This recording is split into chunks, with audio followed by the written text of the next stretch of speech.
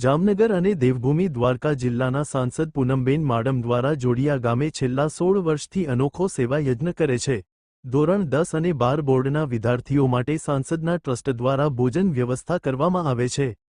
હાલ રાજ્યમાં બોર્ડની એક્ઝામ ચાલી રહી છે। વિદ્યાર્થીઓ બોર્ડની એક્ઝામ સારી રીતે આપી શકે તે માટે વિવિધ સામાજિક સંસ્થાઓ દ્વારા વ્યવસ્થા કરવામાં આવતી હોય છે।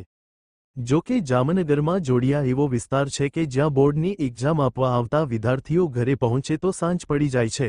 ત્યારે સાંસદે બોર્ડના વિદ્યાર્થીઓ માટે વ્યવસ્થા ઊભી કરી છે। રોજ 400મી વધુ લોકો અહીં ભાવથી ભોજન લે છે।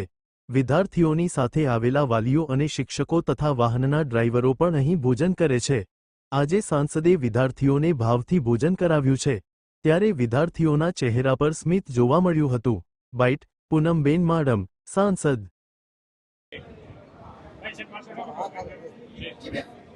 આપ સૌ જાણો છો મુજબ દર વર્ષે જ્યારે 10મા અને 12માની બોર્ડ એક્ઝામ્સ હોય છે ત્યારે જોડિયા તાલુકામાં જોડિયા ખાતે તાલુકા મથકમાં મારા પિતાના નામે જે સેવાકીય સંસ્થા અમે પારિવારિક સંસ્થા જે ચલાવીએ છીએ એમાં સ્વર્ગસ્થ હેમંતભાઈ રામભાઈ માડમ મેમોરિયલ ટ્રસ્ટ દ્વારા જોડિયામાં દર વખતે આ બધા જ વિદ્યાર્થીઓનું જમણવાર કરવામાં આવે છે।